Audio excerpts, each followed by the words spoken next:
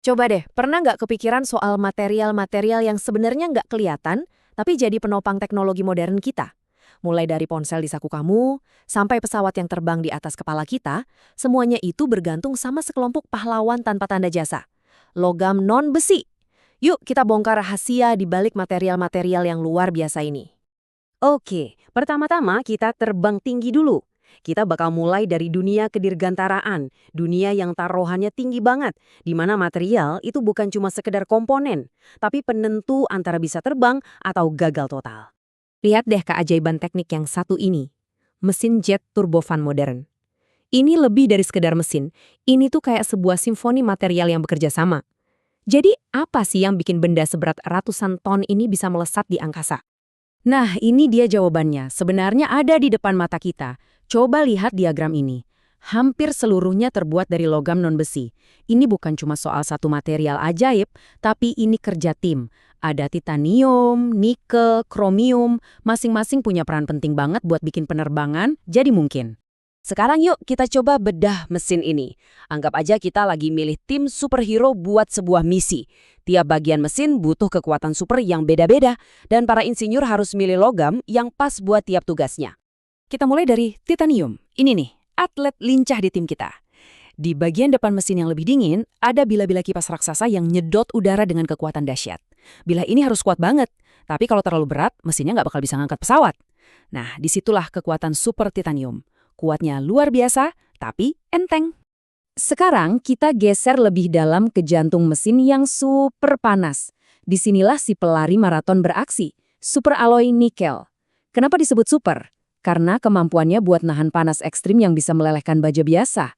Bila-bila turbin ini muter ribuan kali per menit di dalam suhu yang kayak neraka.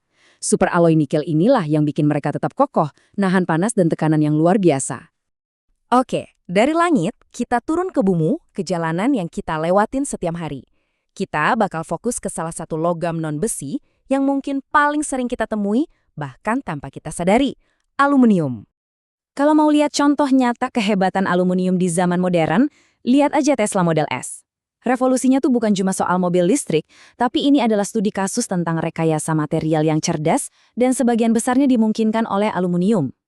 Nah, ini dia tantangan rekayasanya. Baterai yang dibutuhin buat menggerakkan mobil ini beratnya hampir 1,5 ton. Jadi, gimana caranya bikin mobil yang tetap efisien dan lincah dengan beban seberat itu? Jawabannya, ya udah ketebak lah ya.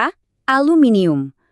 Dengan membangun sebagian besar rangka dan bodi dari logam ringan ini, para insinyur Tesla bisa mengimbangi berat baterai yang masif itu.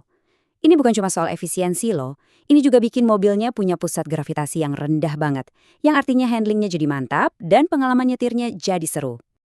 Tapi gimana ceritanya biji yang warnanya coklat kemerahan ini bisa jadi logam kinclong yang kita lihat di mobil? Semuanya berkat sebuah proses kimia cerdas yang namanya proses Hall-Héroult. Ini pada dasarnya kayak resep 4 langkah buat mengubah batu jadi rangka mobil yang ringan. Dan bagian ini nih yang paling keren. Di dalam wadah reduksi ini, arus listrik yang gede banget dialirkan lewat aluminium yang udah dilarutkan. Listrik ini secara harfiah merobek oksigen dari aluminium, ninggalin genangan logam cair murni di bagian bawah. Nah, dari situlah dia siap diubah jadi produk yang kita pakai sehari-hari. Proses ini emang efektif banget, tapi juga boros energi luar biasa.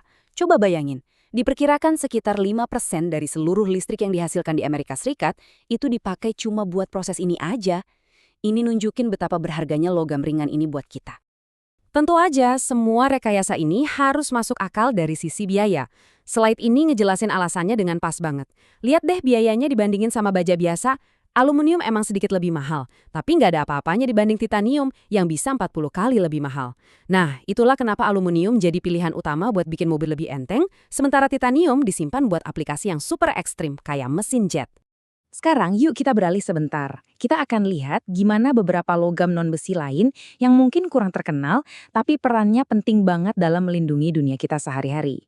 Kita tuh ketemu sama pahlawan-pahlawan ini setiap hari.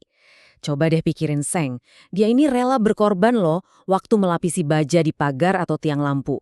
Seng lah yang bakal berkarat duluan supaya baja di bawahnya tetap aman. Terus ada Timah, penjaga makanan kita yang diam-diam, yang melapisi kaleng makanan kita buat jadi penghalang yang aman, jadi makanan kita tetap segar dan nggak terkontaminasi. Oke, terakhir, kita intip masa depan yuk. Ilmu material itu terus-menerus mendorong batasan dari apa yang mungkin, menciptakan logam dengan sifat-sifat yang kedengarannya kayak di film fiksi ilmiah.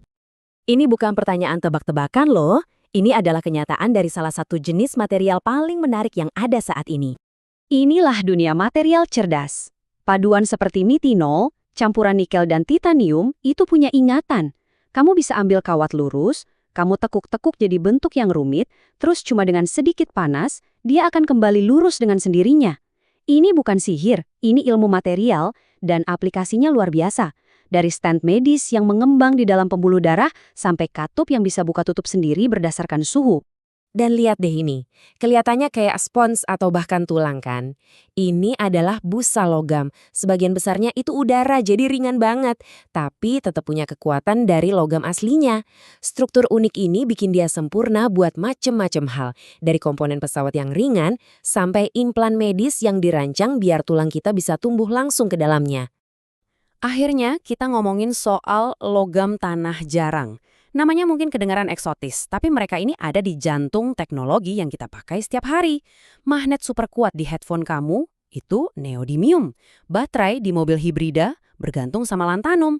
Bahkan warna-warni cerah di layar ponsel kamu, itu dimungkinkan oleh logam seperti yttrium. Mereka ada di mana-mana, tersembunyi di dalam teknologi kita. Jadi, dari kedalaman mesin jet sampai kecerdasan material yang bisa mengingat bentuknya, logam non-besi ini benar-benar jadi kekuatan pendorong yang tersembunyi di balik begitu banyak inovasi. Ini bikin kita bertanya-tanya, dengan para ilmuwan yang terus-menerus nemuin paduan dan struktur baru, keajaiban apa lagi yang bakal mereka bangun selanjutnya?